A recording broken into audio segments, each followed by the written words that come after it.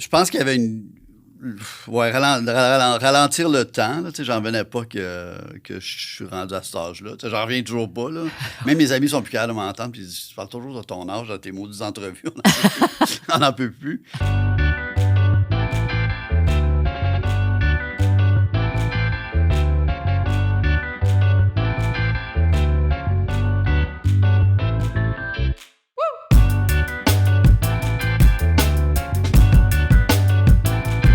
Bienvenue dans le podcast Destination Entrepreneur. Je m'appelle Luce Morin, je suis comptable professionnel agréé depuis plus de 30 ans. Mon parcours, il m'a amené dans le fond à travailler pour des grandes entreprises prestigieuses comme Deloitte, Reebok, Adidas, le groupe Aldo. Puis par la suite, ça m'a permis, avec cette expérience-là, de partir ma propre entreprise, Active Services comptables et fiscaux, en 2011. Dans le podcast, on va vraiment parler de différents sujets. Je veux vous parler de mes expériences, je vais vous parler d'expertise en finance, en fiscalité. On va avoir des invités à chaque mois aussi, des entrepreneurs qui vont nous raconter toutes leurs petites histoires d'entrepreneurs, leurs histoires inspirantes. Ils vont nous reparler de leur parcours, ils vont vous donner des trucs d'entrepreneurs. Fait que je pense que dans le fond, vous ne voulez pas manquer ça. Pour être sûr de rien manquer, moi, je vous invite à nous suivre sur les réseaux sociaux, à nous suivre sur Facebook, sur Instagram, sur TikTok, sur YouTube. Donc, pour être sûr de rien manquer de nos actualités, donc, suivez-nous. Et puis, les liens, dans le fond, vont être dans la bio, ci-dessous. Puis, ensemble, là, je pense qu'on va réussir à libérer votre potentiel pour que vous atteigniez votre destination d'entrepreneur à vous. Je vous souhaite une bonne écoute. Bienvenue à Destination Entrepreneur. Aujourd'hui, on a un invité. Dans le fond, je vous présente un comédien, un animateur, un chroniqueur, un auteur, un photographe. Bref, il y a beaucoup de chapeaux. Donc, Jean-Michel Dufault, bienvenue à Destination Entrepreneur. Bonjour, merci.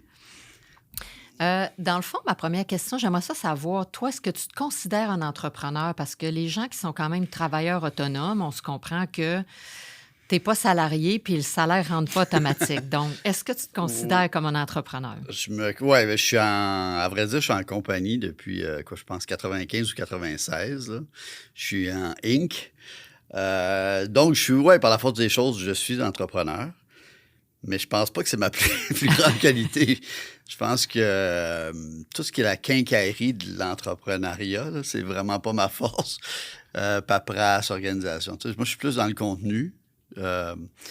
Et donc, c'est pour ça que j'ai une petite entreprise très modeste. Là, puis à vrai dire, je veux gérer ça comme ça.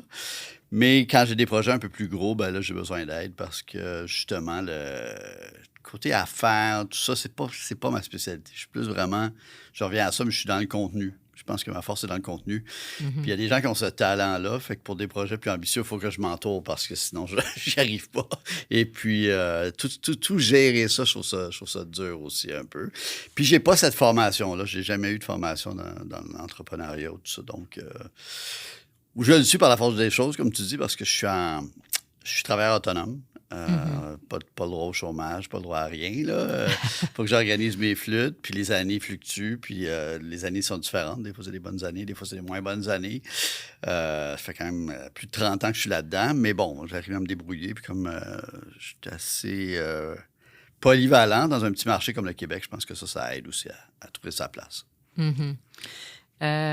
Tu parlais d'éducation un peu, tu sais, tu n'as pas étudié là-dedans, mais je voyais que tu as quand même étudié aussi en sciences politiques. C'est quoi le chemin par rapport à ce que tu fais aujourd'hui? J'ai un drôle de chemin qui est vraiment bizarre. Quand j'étais jeune, premièrement, l'éducation était très valorisée chez nous. Là. C'était vraiment, pour mon père et ma mère, il fallait étudier. Même si déjà les communications m'intéressaient, mon père, c'était vraiment, tu sais, t'es mieux d'étudier quelque chose, puis d'avoir quelque chose à raconter que juste étudier à communiquer, mais de rien, de ne pas avoir de bagage, de ne pas avoir de culture, de ne pas avoir de connaissances. Il donnait toujours l'exemple de Denis Arcand qui disait, il y a un bac en histoire, Denis Arcand, le grand cinéaste, puis il disait, ça lui donne un angle intéressant quand il fait du cinéma, quand il écrit des scénarios. Tu sais, Denis, il a une vision historique de l'homme, du comportement humain, de la planète, donc il dit ça. Fait que pour lui, c'était bien important. Je savais pas exactement ce que je voulais faire aussi quand j'étais jeune en sortant du cégep. Donc, c'était clair que j'allais faire un bac en sciences humaines parce que Les sciences pures, c'était vraiment pas pour moi. Puis là, je pense que le journalisme, à ce moment-là, m'intéressait. Là. Le journalisme, je dirais du journalisme sérieux, là, m'intéressait un peu.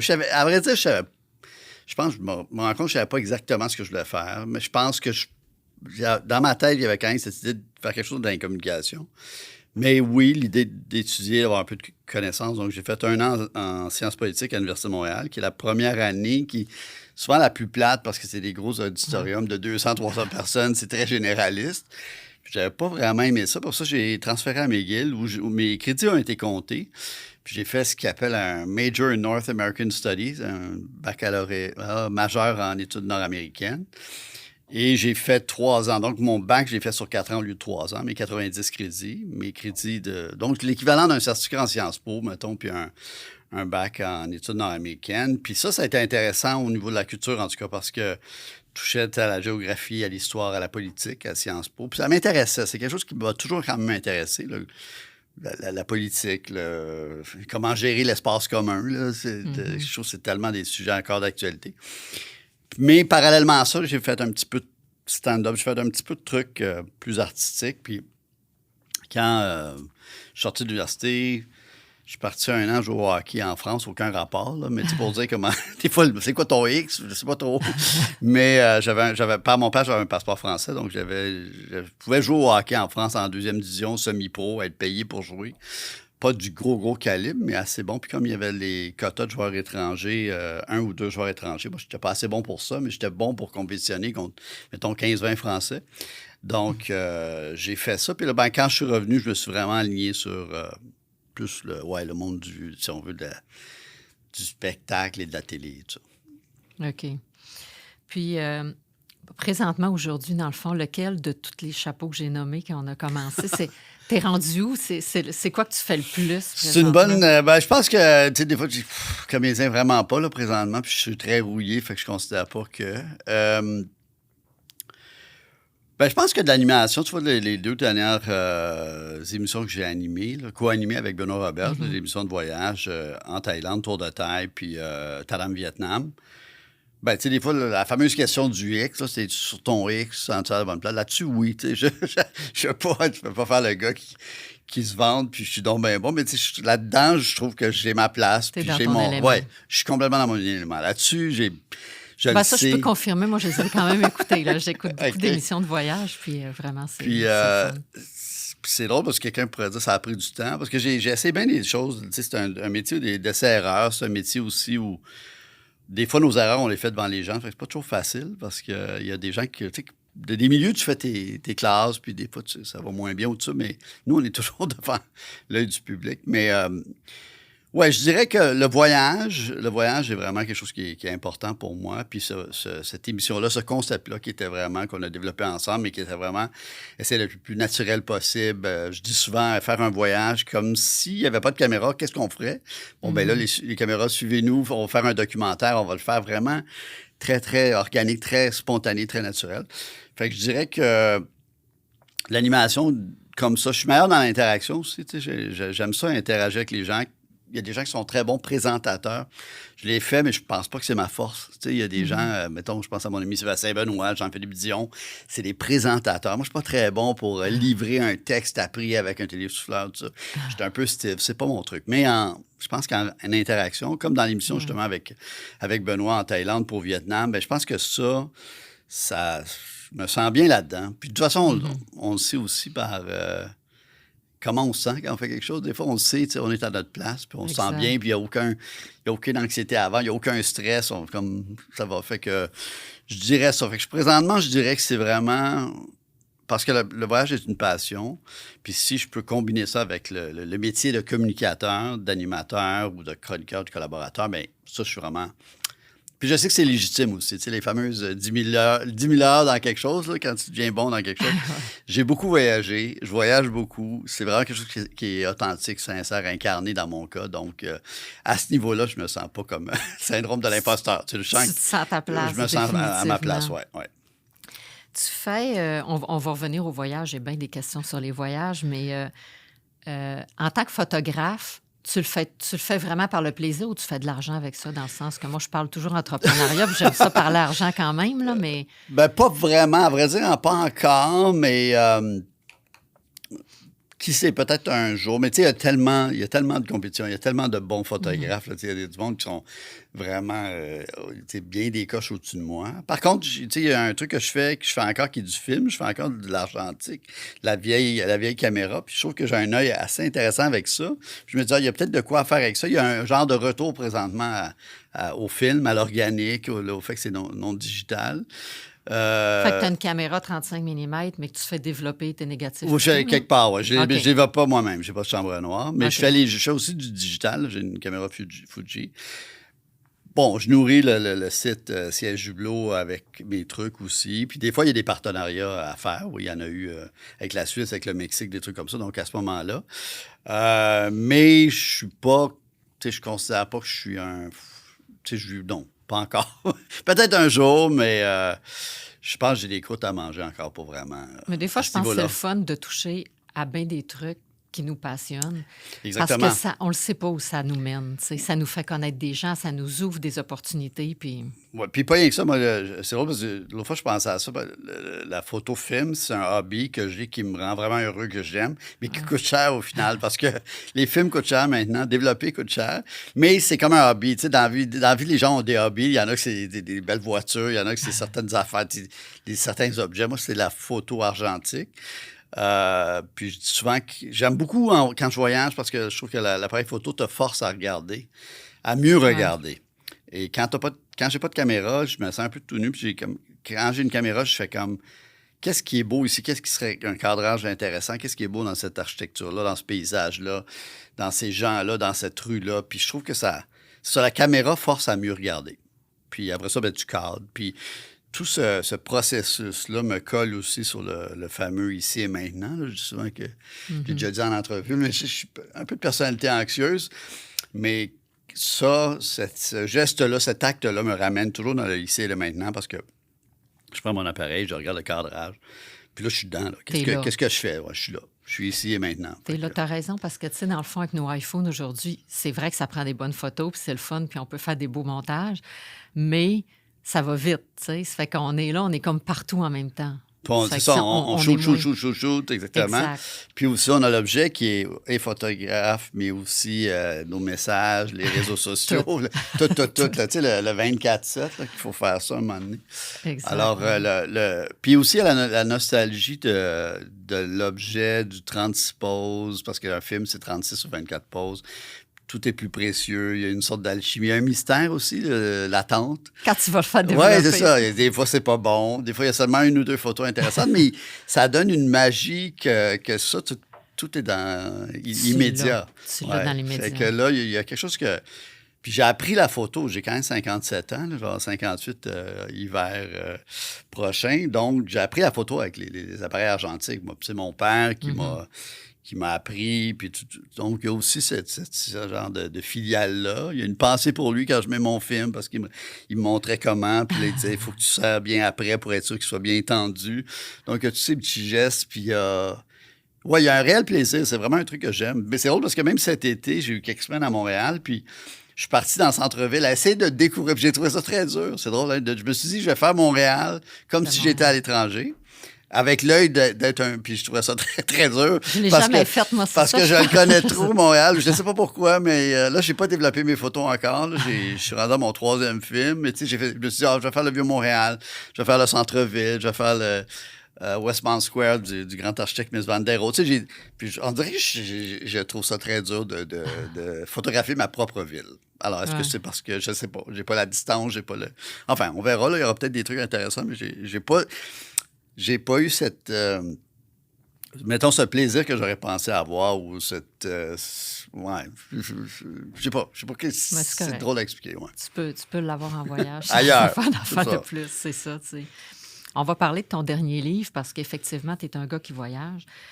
Mon année à l'étranger, c'est que là, tu as vraiment testé quelque chose de différent. C'est qu'au lieu de faire des voyages, vraiment, on part 2 semaines, on part 1 mois, puis on est dans l'action, puis on voit le plus de choses possible. Tu as décidé de faire la Thaïlande, le Mexique puis le Vietnam. Donc, juste 3 endroits dans un an. Donc, tu dis c'est moins voir, mais mieux voir. Moi, j'adore ça. Oui, parce que c'était l'idée aussi, j'en parle. Je pense qu'il y a un nouveau terme pour slow travel que j'oublie ce matin, mais l'idée de ralentir, de ne pas essayer d'être partout, parce que on dit souvent, quand on est partout, on est nulle part. Au final, on n'est pas ancré. À vrai dire, même en premier, l'idée était de partir 2 fois 6 mois. OK. Mais là, j'avais quand même un peu, j'en parle dans le livre, j'avais un peu encore le FOMO, Fear of Missing Out, la peur de manquer quelque chose. Puis je me suis dit, je pense que faire 4 endroits de 3 mois à peu près, dont 3 mois vraiment posés, puis le dernier 3 mois, c'est plus, je le raconte, là, la famille, les cousins, les amis en Europe. Mais comme tu as dit, la Thaïlande, le Mexique, le Vietnam.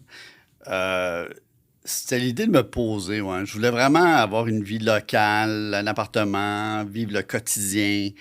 C'est certain que c'était un hub aussi, que parfois j'ai quand même profité pour partir un week-end. Je suis au Vietnam, dire, je vais prendre un avion, une ligne nationale, puis je vais aller à un autre coin du pays, puis découvrir un pays. Mais de se poser, de louer un appartement, de vivre la vie au quotidien et d'accepter que je ne verrai pas tout.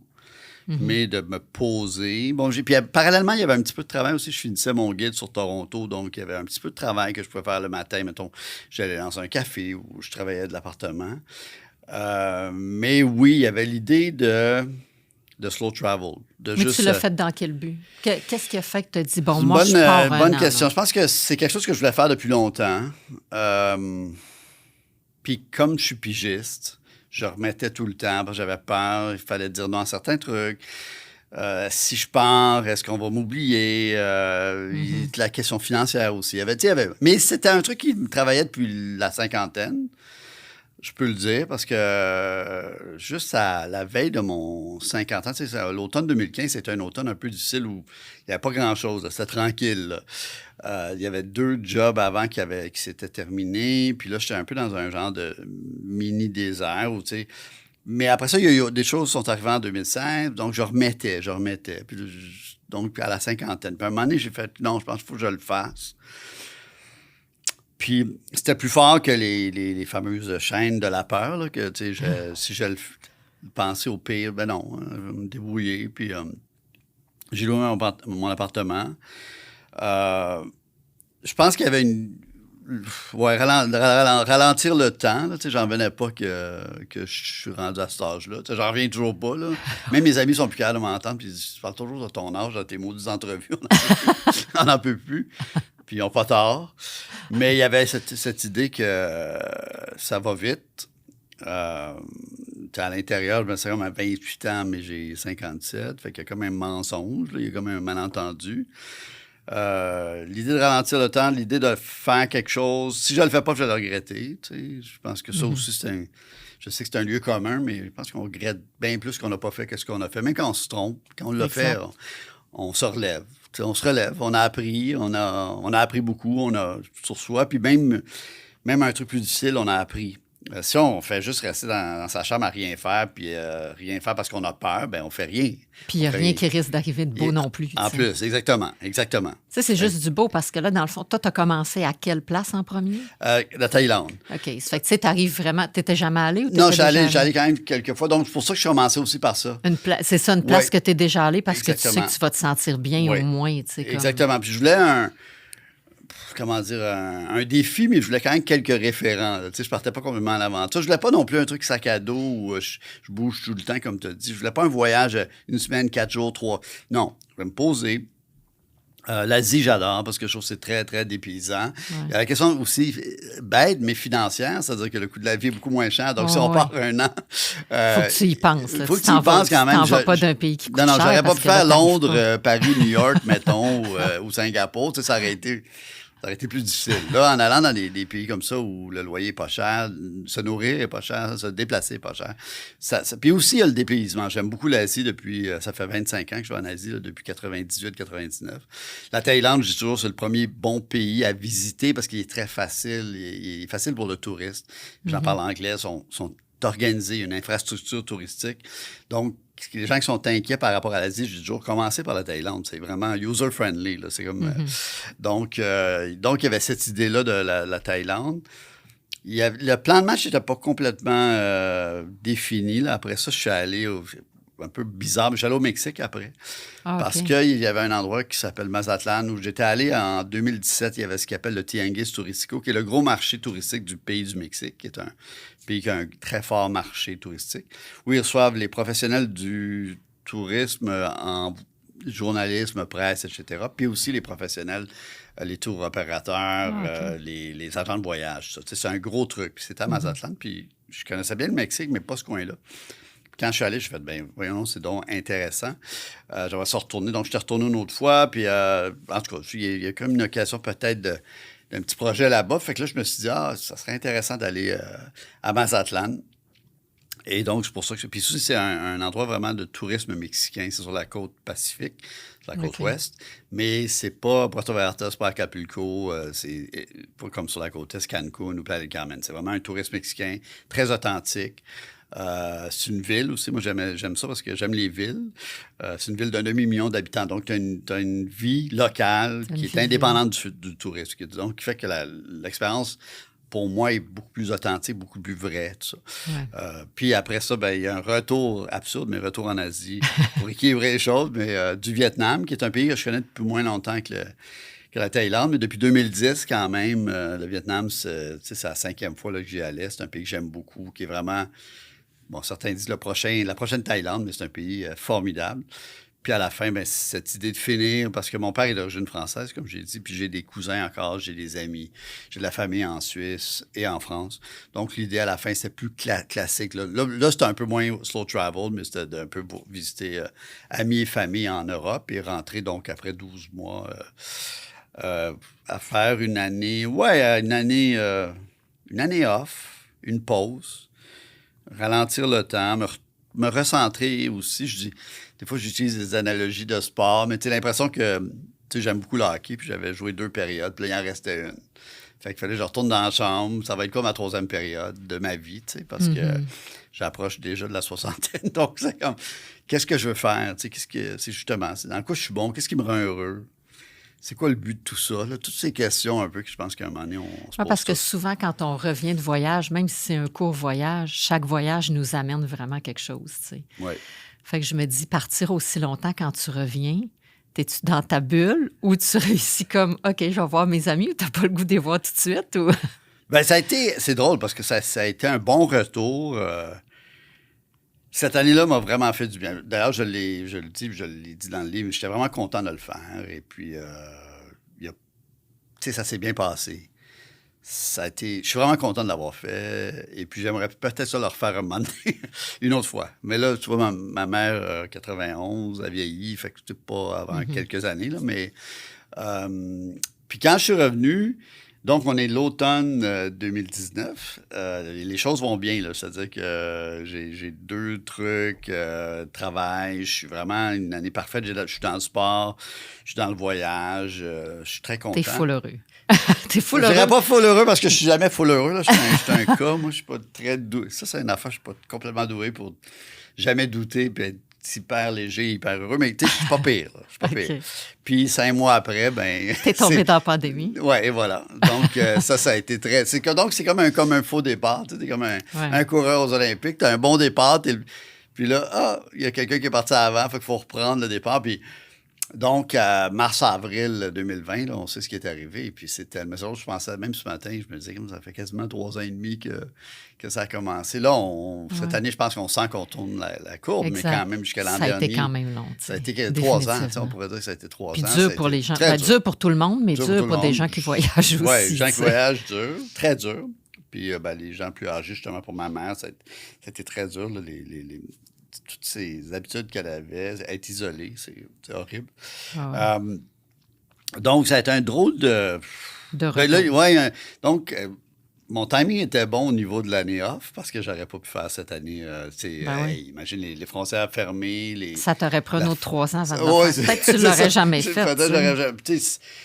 Fait que, à ce niveau-là, mon timing était bon. Le retour, mais pour tout le monde, tu sais. Puis moi, je suis quand même chanceux, là, je veux dire. Dans la vie, je constate que je suis quelqu'un de chanceux, mais ça a été dur pour tout le monde. Ça a été dur, ça a été dur. Tu sais, je pense qu'on peut Mais tous au le moins, dire. disons, vu que tu es revenu d'une année quand même extraordinaire, puis un beau bagage, puis une belle expérience, tu sais, je sais pas, moi, dans ma tête, au moins, tu avais ça comme d'énergie en dedans de toi pour Complètement. passer à travers ce qui s'en C'est venait vrai. aussi, Puis tu sais. même au début de la pandémie, parce qu'on ne savait pas que ça durait si longtemps, Ouais. c'était pas si pire au début. Je me disais, c'est comme quand on est jeune, puis il annonçait une tempête de neige, puis on n'allait pas à l'école. C'est comme un repos forcé.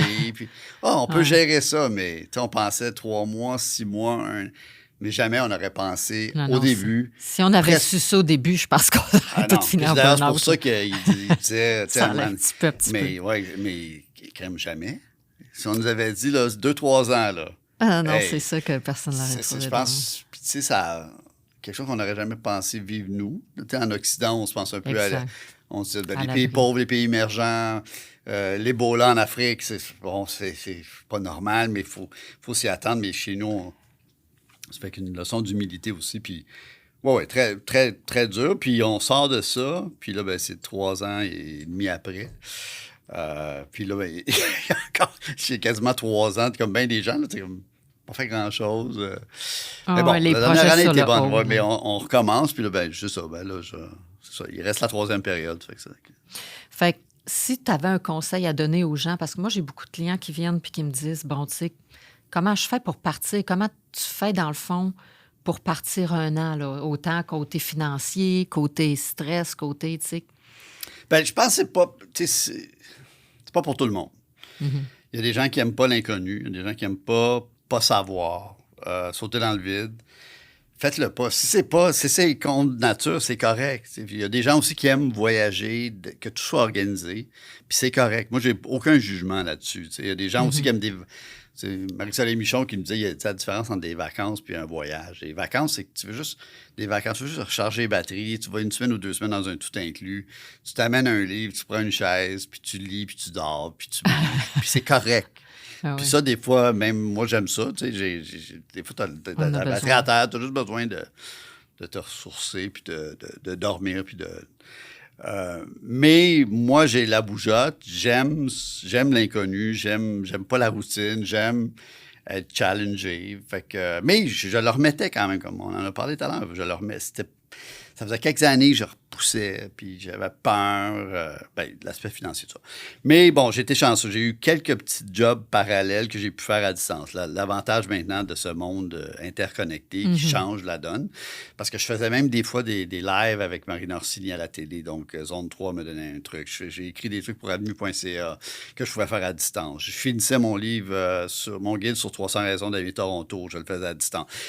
Puis la radio aussi, ce qui est maintenant BPM Sport, là, 91.9, je faisais des trucs les vendredis. Fait que finalement, j'étais chanceux. T'avais J'avais quand même une quelques base. contrats à Exactement. J'avais distance. des contrats qui me sécurisaient. Tu sais, pour, comme je dis, nager à la surface, là, pas pour être tout va incroyablement riche, mais juste au moins, ça. Puis, j'ai loué mon appartement, j'ai organisé mes flûtes et la vie dans les pays où j'étais était souvent pas chère, que ça a été le fun parce que ça n'a pas été inquiétant. Tu sais, maintenant, je voyage beaucoup. Je trouve que ce qui est le plus cher dans le monde, quasiment, c'est le Canada et les États-Unis. Je trouve que la vie en Amérique du Nord est très, très chère. Même T'as plus raison. qu'en Europe, même avec un euro à 1,50.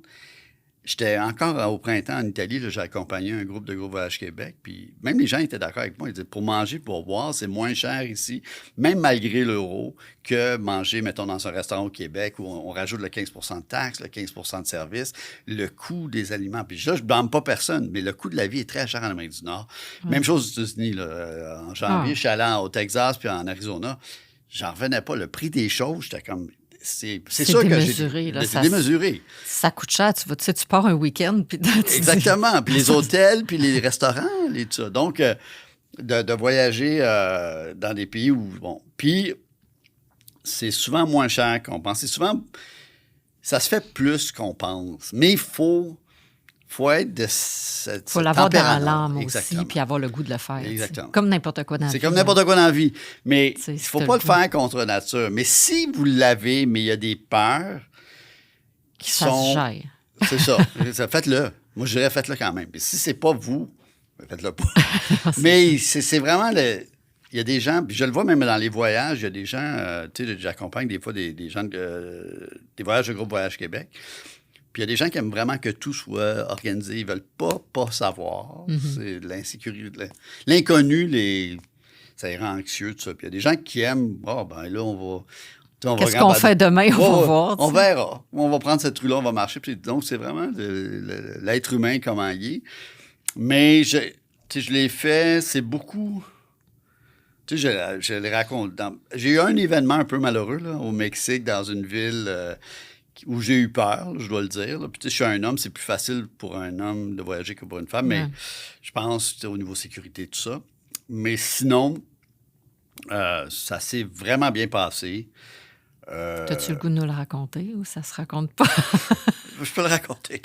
Mais j'aime pas ça parce que ça donne le cliché un peu du Mexique. Ouais, puis non, je comprends. Mais je vais le raconter quand même parce que je l'ai mis dans mon livre. Fait que vous pourrez le lire plus en détail. Mais l'Asie, c'est vraiment sécuritaire. Puis je le dis souvent, là, femme, homme, l'Asie, c'est hyper sécuritaire. Mais je pense qu'en général, juste un point, parce que moi, je suis une femme aussi qui voyage, puis la sécurité, tu sais, je veux dire, ici, le soir à Montréal, moi, je sors pas toute seule dans la rue, là. Tu sais, je dis, ben oui, c'est éclairé, j'arrive de jouer à balle ou quelque chose, correct. Ben ici aussi, il faut faire mais attention. je fais déjà attention. Tu sais, je vais me promener au centre-ville tout seul, mais je m'en irai pas dans des petites rues tout seul le soir ou courir tout seul le soir avec à mes 2 heures écouteurs. du matin. C'est ça. Ouais. Ça fait que, tu sais, c'est sûr que quand je voyage, je fais la même chose, en partant. Il faut se dire que c'est pas plus dangereux, mettons, à Playa del Carmen qu'à Montréal, à mon avis, mais c'est juste de faire les mêmes règles puis de faire attention aussi. Exactement. Puis mieux être plus prudent que pas assez prudent. Exact, parce que tu ne connais pas la place. Exactement. Ah oui. Better be safe than sorry. Mais, donc, tu vois, je passe très bien. Mais à un moment donné, je suis à Durango, je suis seul, qui est une petite ville pas loin de Mazatlan, à l'intérieur des terres. C'est drôle parce que c'est une amie de ma mère qui m'avait dit « Ah, tu devrais aller là, c'est une ville coloniale, c'est très joli, ça se fait bien en autobus, à peu près 3 heures d'autobus de Mazatlan. » Et puis le premier soir, j'ai loué un petit Airbnb tout près du centre, mais j'ai mon téléphone avec ma carte SIM mexicaine. Puis là, je regarde juste par rapport à Google Maps, tu sais, mettons, OK, je suis là, le centre est là, Santro est là. Puis il doit être 18-19 ans. Il commence à faire noir parce que c'est le mois de mars. Il fait noir, même à vrai dire, il fait noir. Puis là, je suis juste très relax, là, parce que jamais je pense. Puis là, il y a un genre de SUV qui débarque, qui arrête de façon très cow-boy sur le trottoir, tu sais, au coin de la rue. Il n'y a personne autour, il y a 3 gars qui débarquent, dont un gars qui ouvre son jacket puis un gun. Je suis seul, je suis dans un petit village du Mexique, puis le gars, il a une mauvaise tête. Là, il a une vilaine tête, puis 2 gros gars baraqués. T'sais. Prends mon téléphone. Moi, je parle pas espagnol en plus. Je parle comme... je baragouine comme Elvis Gratton, mais je parle pas... Je suis capable de me débrouiller dans un restaurant ou dans un taxi, mais that's it, là. Je parle pas espagnol. Je baragouine quelques mots. Eux ne parlent pas anglais. Prends mon téléphone, demande mon code. Là, ils regardent les affaires, ils posent des questions. Puis là, j'essaie de dire, tu sais, Prensa Turistica, tu sais, j'aime le Mexique, je fais des trucs de voyage, j'aime beaucoup découvrir votre pays. En tout cas, je fais que... Au début, il est très, très dur, il est très... puis là, les gars, quand ils entendent ça, les 2 baraqués, il y en a un des gars qui ah! Puis là, il me sort des photos où il avait tourné des films de John Wayne près de Durango. C'est un peu les cowboys du Mexique dans ce coin-là. Fait que là, je me dis, OK, je pense que je commence à m'adouer ou au moins, je me sens moins, tu sais, stressé. Et puis... c'est ça. Puis là, il me demande mon passeport. Je dis, ben, il est à Mazatlan, il est à la partie. Je ne l'ai pas avec moi, tu sais, je suis juste à 3 heures. Mais, tu sais, ce qui est bizarre, c'est que j'ai jamais su c'était qui. Tu sais, j'ai jamais su si c'était de la police, mettons, undercover. Mm-hmm. Est-ce que c'était des méchants... Tu sais, on n'est pas loin de Sinaloa, qui n'a pas toujours la meilleure réputation, parce que c'est là que Culiacán, c'est là, Chapeau...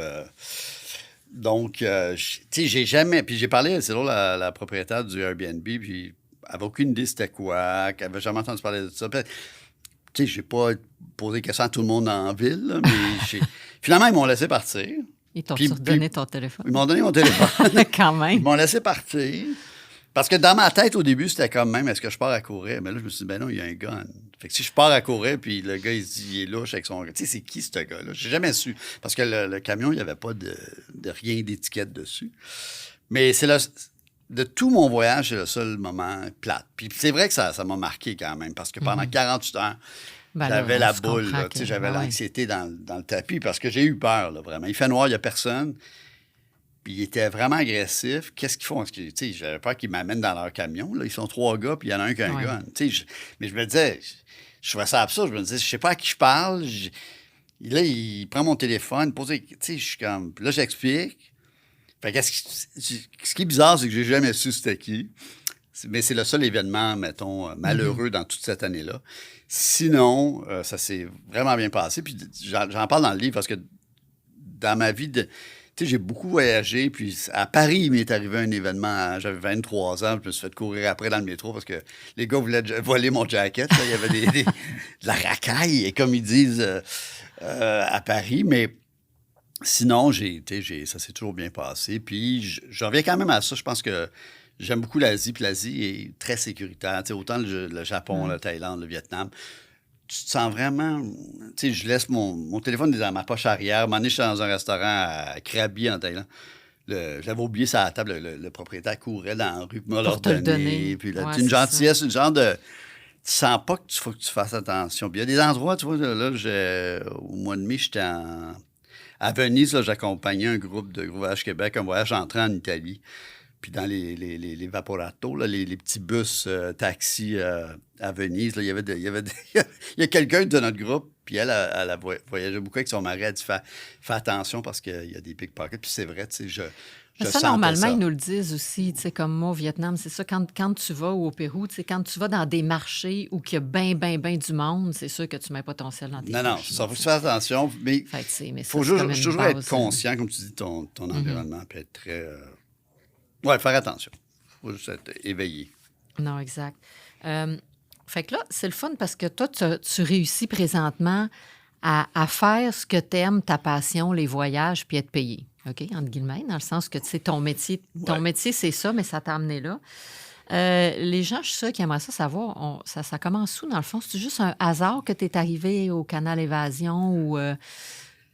Comment ça c'est? Parce que là, tu es aussi porte-parole ou guide, là, parce que tu aides pour faire des guides comme Toronto et tout. Oui, donc c'est vrai que ça s'est plus dirigé vers le voyage depuis, disons, les années 2000, là, disons, je dirais, depuis une vingtaine d'années, alors que les premières années, j'étais plus scripteur en télé, je travaillais devant et derrière.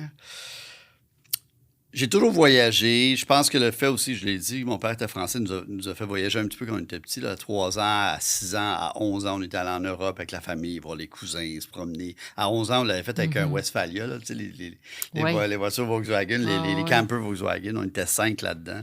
On avait fait 2 mois. Tu sais, mon père avait transporté par bateau la voiture, en tout cas le camper. Donc, j'ai toujours eu cette curiosité du monde. Mais j'ai plein d'endroits que je connais pas bien.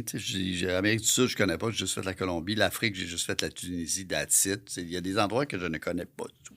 Par contre, en Europe, quand même assez bien. L'Asie, bien. Puis je pense l'Amérique du Nord, le Mexique, les Caraïbes, puis les États-Unis et le Canada, quand même assez bien.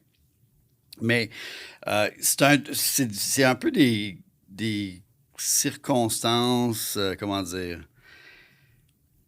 Tu sais, je sais que là-dedans...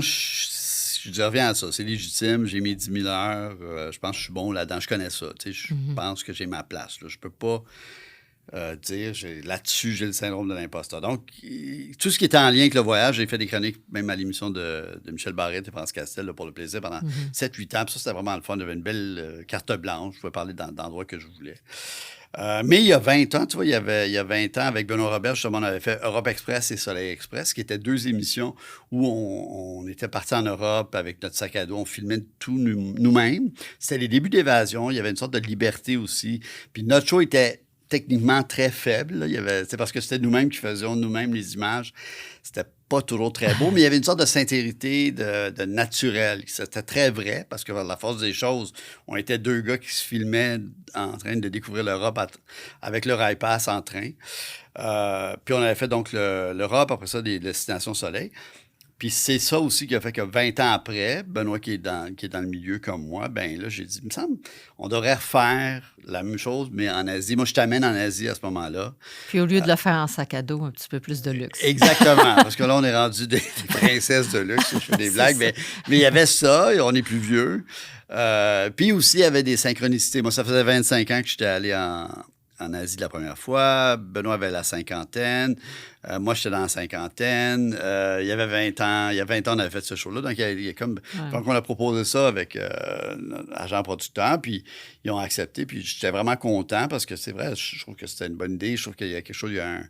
Il y a une sincérité aussi au niveau du contenu parce qu'on est deux vrais amis dans la vie, donc rien qui est forcé. Là. Des fois, dans notre milieu, on veut faire ce que j'appelle des shows pizza. Là. On va mettre telle personne, mais des fois, ça ne clique pas nécessairement. Ça il y a comme un danger. Aussi, là, j'imagine. Oui, c'est ça. Fait un peu comme quand tu voyages avec quelqu'un aussi. Faire un voyage, tu sais. Ça révèle beaucoup. Ça passe sous sa carte. Parce que c'est les horaires, tu es tout le temps ensemble. Exact. C'est vraiment quelque chose. Puis, tu sais, Benoît puis moi, en plus, on n'est pas pareil, mais pour le show, ça donne bon. C'est puis, correct, je fais des blagues, je le dis tout le temps, mais on a un biorhythme très différent. Tu sais, moi, j'aime mieux travailler le matin, puis faire un break dans l'après-midi, puis lui, il aime commencer le plus tard possible. Puis, pas de break. Fait que là, notre biorhythme, il faut l'arranger. L'ajuster. Moi, c'est ça. Mais bon, tout ça pour dire donc que c'est des. Ouais, c'est un milieu où c'est pas toujours facile. Le milieu, là, c'est les décideurs. Quand tu travailles devant, selon moi, c'est encore plus difficile que de travailler derrière. Parce que quand tu travailles derrière, tu te brûles pas, tu n'es pas aux aléas des modes, des saveurs du mois, lui, il est hot, lui, il est plus hot. Tu sais, ils travaillent. Moi, je connais plein de monde qui travaille derrière la caméra. Ils ne sont pas toujours nécessairement bons, mais ils ont toujours travaillé parce que derrière la caméra, tu ne te brûles pas. Ouais. Devant, t'es sujet à, oui ou non, tu sais, c'est des gens, puis des fois, c'est pas tant le public qui décide, ça, je pense que c'est un mythe de penser que c'est le public qui décide, c'est un peu le public, mais c'est aussi les décideurs, puis les gens qui sont dans les chaînes, puis des gens, ben lui, on l'aime, elle, on l'aime pas, elle, on l'aime, lui, on l'aime pas, puis c'est un drôle de truc qui est zéro une science exacte, c'est zéro, c'est totalement arbitraire. Fait que ça, il faut que tu gères ça, premièrement, puis pas prendre les choses personnelles. Mon agent, il dit toujours aussi, il faut que tu proposes. Si tu es juste à attendre, good luck. Ce qui est... Tu sais, moi, je plains les gens qui sont, mettons, des très bons comédiens, mais qui sont juste comédiens puis qui doivent attendre le téléphone sonne puis faire des auditions. Puis moi, comme le métier m'a toujours un peu intéressé aussi derrière, conceptualiser, faire des trucs, ben c'est ça qui me permet, dans le fond, qui m'a permis de vivre, mais c'est que je proposais. Puis, bien, je suis comme bien des gens, plein de projets que ça marche pas. Mais tu sais, c'est de même dans mon domaine aussi. Dans le fond, c'est de même un peu dans tous les domaines. Quand plus que tu veux en faire, mais plus que faut que tu aies des idées, il faut que tu proposes, il faut que tu explores. Puis oui, des fois, tu vas te planter, mais des fois, ça va t'amener vraiment quelque chose de beau, puis un beau projet qui va arriver. Puis d'autres choses qui vont arriver aussi. Il faut que tu acceptes. Il faut que tu acceptes de proposer. Puis proposer, ça veut tu sais. Tu vas avoir des noms. Tu vas avoir 4 noms pour un oui. Puis pas rien que ça, quand tu lis, ben, je suis sûr, comme moi, tu as lu bien des histoires d'entrepreneurship. Tu sais, même Richard Branson aussi, il y a plein de gens, ils ont des échecs. C'est pas toujours rose, c'est des hauts et des bas, c'est des montagnes russes. C'est ça que je trouve passionnant d'être entrepreneur aussi, exactement. Puis autant la même chose dans ton métier, parce que tu as des bas, mais je veux dire, c'est le fun de voir les succès de tout le monde, tu sais. Puis de ne pas être jaloux du succès des gens, mais de dire « Wow, c'est parce que là, tu vois ça, mais il y en a eu des bas avant. » Oui, puis tout le monde en a eu. Ou, des parcours... les parcours parfaits, il n'y en a pas. Il n'y en a pas. Mais on a l'impression, des fois, tout est facile pour, mettons, cette personne-là ou cet homme d'affaires ou cette femme d'affaires. Ben non, vraiment pas. Puis les débuts peuvent être difficiles. Puis des fois, il y a un pas en arrière, il y a reparti, la conjoncture, il y a tellement d'éléments. Mais, ouais, je pense que ce qui m'a... Puis tu vois, là, je suis un peu dans une période, justement, de développer des trucs, certains trucs, d'autres trucs à Gros Voyage Québec. Mais là, j'ai un projet un peu plus personnel d'une idée de documentaire que je commence à...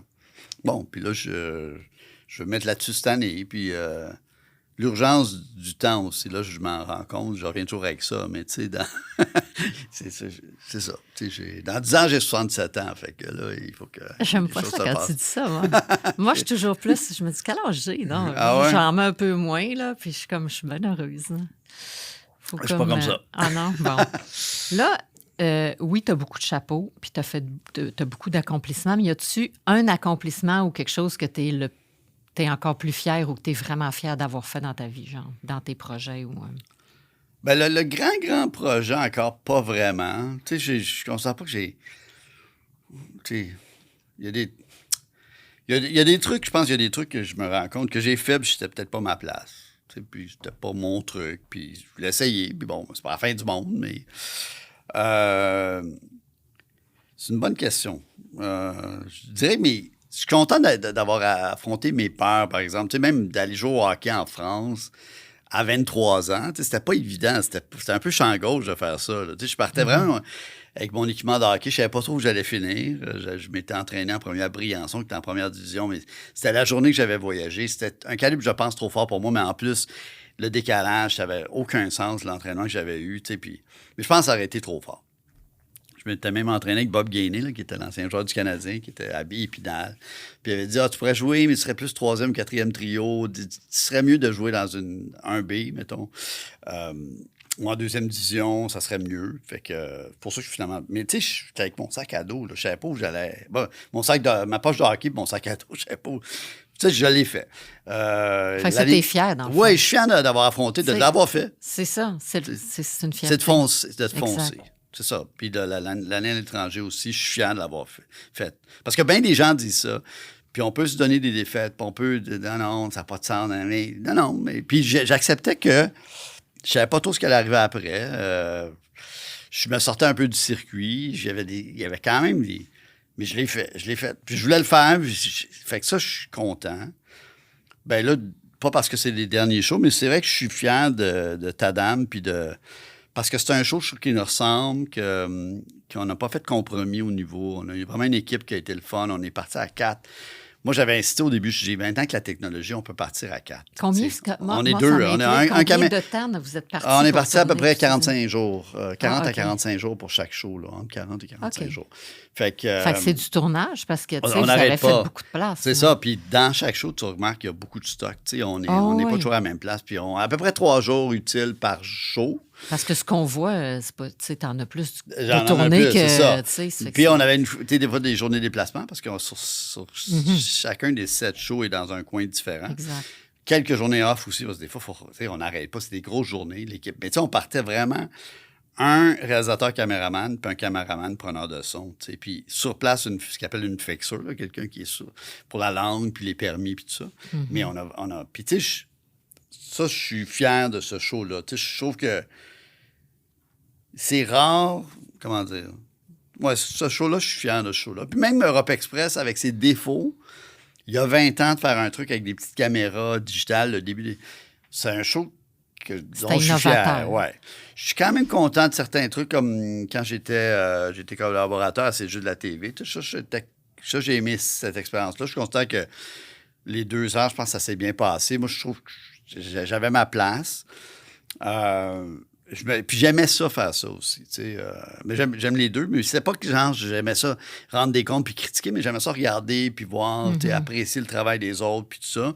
Puis je me rappelle même que les meetings de prod, j'aimais ça aller aux meetings de prod. Fait que je me dis, si tu dois aimer ta job, si tu aimes aller au meeting, le mardi, on regardait un peu qu'est-ce qu'on va regarder cette semaine, c'est quoi les devoirs de visionnement de nouvelles émissions. Puis je me disais, je suis quand même chanceux parce que même le meeting de production, j'aime ça aller là puis être avec l'équipe. Tu sais, j'aime beaucoup la collégialité aussi. J'aime travailler en équipe. Ça, j'aime vraiment ça. Puis, comme le hockey. Non, mais ça, c'est un sport d'équipe. Je dis toujours, la télé, c'est un sport d'équipe. Ouais. C'est vraiment un sport d'équipe. Tu sais, puis, tout le monde est important. Là. Tu sais, comme dans notre show, le réalisateur, il est important. Il tient la caméra. Puis en plus, il est réalisateur. Puis le preneur de son, il est important parce que, on est là avec des petits packs, puis les ondes et tout ça. Puis aussi, il y a l'autre caméra. Puis il faut que les shots soient belles. Puis il sort le drone avec peu de temps. Puis là, il y a le permis. Puis tout ça. C'est vraiment un sport d'équipe. Ça, j'aime la collégialité. Puis je trouve qu'on est souvent dans une vie maintenant où on a ça. On est trop souvent avec notre écran seul. Puis c'est pour ça que j'aime ça. Quand j'ai des occasions de travailler en équipe, j'aime vraiment ça. OK. T'es-tu un gars... t'as parlé un petit peu, tu regardes toujours un peu en avant, mais t'es-tu un gars de vision board, là, de regarder un petit peu justement qu'est-ce qui s'en vient? Parce que là, t'as parlé que t'avais un petit projet de documentaire qui s'en vient et tout. Tu te vois où, là, les prochaines années, à part de te voir à 70, là? C'est une bonne question. J'ai pas... T'as-tu une vision, genre, OK, la prochaine année, où t'es vraiment un gars day-to-day, où tu t'essaies de voir un peu où je voudrais aller, puis qu'est-ce qui me restera à accomplir les 5 prochaines années, genre? C'est une bonne question. J'ai pas de gros système. Tu sais, j'ai pas de vision board, mood board. j'ai pas de plan de match hyper défini, ce qui est peut-être un peu problématique, justement, dans comment je gère mon temps. Puis, tu sais, je suis pas le gars le plus structuré. Puis ça, je pense, des fois, ça joue contre moi, là, tu sais, d'être efficace, puis maximiser mon temps, puis tout ça. Fait que je suis aux aléas un peu des attentes, des projets du mood. Ah, là, ça serait le temps, mettons, de proposer quelque chose. Là, je le sens comme... Mais j'ai pas de calendrier ou d'organisation, mais des fois, je me dis peut-être que ça prendrait ça. Ça m'aiderait peut-être. Parce que je suis un peu... Pour te forcer à être avoir des structuré. objectifs puis dire, OK, Oui, fait structuré. Puis c'est drôle parce que, tu sais, j'en parlais récemment, mais tu sais, à l'école, dans la vie, je suis allé à l'école publique parce que pour mes parents, c'était très important. Même si je venais d'un milieu assez bourgeois, ma mère, surtout mon père, mais ma mère disait, non, il faut que tu c'est important que l'école publique soit bonne, tu y ailles, qu'on s'en occupe, parce que c'est la même chance pour tout le monde, les enfants pauvres, des familles bien nanties, tout le monde. Donc, il y avait toute cette idée sociale. Mais parce que mon père était français, en secondaire 1, il a voulu que j'aille à Collège Stanislas, qui est une école privée française à Montréal. Et j'aimais pas ça, mais j'avais mes meilleurs résultats parce que j'étais hyper encadré. Puis même chose quand j'étais à l'école primaire, c'était le début des écoles un peu alternatives, le modèle Summerhill, comme en Angleterre. Puis j'avais fait les 3 premières années à l'école Nouvelle-Kerbe, qui était vraiment dans les années 70. Le nouveau modèle, l'enfant va à son rythme, l'enfant est un peu laissé à lui-même. Ouais. Et moi, ça allait zéro. Mais c'est quand même étonnant parce que j'ai 9 ans. Puis j'ai la maturité de dire, non, c'est vrai, ça va pas. Envoyez-moi une école normale qui était comme l'école Saint-Germain, qui était une école très... Parce que il faut des fois un peu m'encadrer. Je suis rêveur, je suis dans ma tête, puis tu sais, ça, c'est me faire violent. Il faut que je m'organise. OK, là, il faut que je fasse une liste. Qu'est-ce que je fais? Parce que sinon... Fait que t'es pas un gars de to-do, là. T'as pas de liste Pas assez, to-do. puis il faut que je le fasse. Puis je le fais quand même. Puis ça m'aide. Ça m'aide. Parce que sinon, je peux procrastiner, je peux être un peu éparpillé. Puis je pense même à l'image de certains choix de carrière. Tu sais, je suis un peu à chercher. J'ai l'impression que des fois, je cherche encore exactement ce que... Tu sais, c'est quoi mon talent? Dans quoi je suis heureux? Qu'est-ce qui va vraiment me nourrir? Qu'est-ce que j'ai à offrir? Puis je cherche. Puis des fois, je pense que, OK. Puis d'autres fois, non. Mais bon, je cherche. Je cherche. Tu fais-tu encore du sport ou tu faisais Oui. juste du hockey? Non, je fais encore du sport. Parce que ça fait tellement du bien aussi, tu moi, sais, c'est à l'âme. Là, c'est comme... hyper important. Hyper important. Qu'est-ce que Puis, tu fais comme sport? tennis l'été, puis le hockey sur glace l'hiver. C'est surtout ça. OK. J'ai beaucoup de misère à m'entraîner. J'ai besoin. Mais Dieu que je trouve ça plate. Puis j'admire les gens qui ont cette discipline-là. Là. Tu sais, je parlais de Sébastien Benoît, mais qui s'entraînent tous les jours. Puis qui a cette discipline. Pour les gens qui font là, 1 heure, je me... Eh boy! Même parce qu'il n'y a pas de jeu. Tu sais, moi, j'aime le sport quand il y a du jeu. Je comprends. Le hockey, j'ai le même plaisir, même si j'ai énormément ralenti puis je ne suis pas le même joueur que j'étais. Il y a l'aspect jeu. Puis aussi qui revient je le dis, là, mais qui revient ici et maintenant. Le sport, surtout dans l'aspect jeu. Tu sais, tu penses à la rondelle, tu penses à maintenant, tu es collé au jeu. Même chose avec le tennis, la balle à part, la balle elle revient. Fait que ça te colle au présent, tu sues, ça fait du bien, puis ça fait du bien au corps. Ça pour moi, c'est hyper... même ce week-end, avec des amis, je joue au tennis, là, j'étais à Saint-Alexis-des-Monts, là, pas loin de mon petit chalet, puis ça a fait du bien. 1 heure, échanger des balles, suer, être tout trempe après, puis plonger dans le lac, tu sais, c'est... Oui, c'est vraiment... Puis ça, l'aspect aussi de sport d'équipe, tu sais, j'aime ça, la chambre des joueurs, les copains, l'amitié, jaser, se voir. Comme je dis, on est tellement maintenant. Ça permet d'être isolé. C'est un plus et un moins, tu sais. On peut, des fois, des journées, on est tout le temps sur l'écran. On peut rester dans notre bulle. Dans notre bulle, exactement. C'est correct de l'être de temps en temps. Mais de temps en temps, il faut l'être, mais c'est le fun d'être en interaction avec le monde. Le monde dans les yeux, puis de ne pas avoir ça, puis de dire que, tu sais, comment ça va, puis se taquiner, puis tout. Fait que ça, cet aspect-là.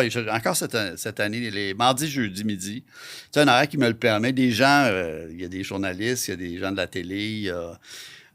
des gens de la restauration, tu sais, des horaires atypiques qui permettent de jouer. Mais pour moi, c'est hyper important, puis c'est quelque chose que je veux faire le plus tard possible. Mais j'ai l'aspect entraînement, là, ça, j'ai essayé. Tu l'as pas. C'est Dieu que je ne l'ai pas. J'ai pas cette discipline-là. Ça me rend malheureux, j'ai ça, lever du métal. C'est vraiment le truc pour moi qui fait mal. Écoute, Jean-Michel, Ça fait déjà 1 heure. C'est Ça a incroyable. passé super vite parce que je pense que j'avais encore plein de questions là, sur ma petite feuille. Mais c'était vraiment, vraiment intéressant de te rencontrer. Puis je suis certaine que les gens vont apprécier l'entrevue. On va finir juste avec une dernière question.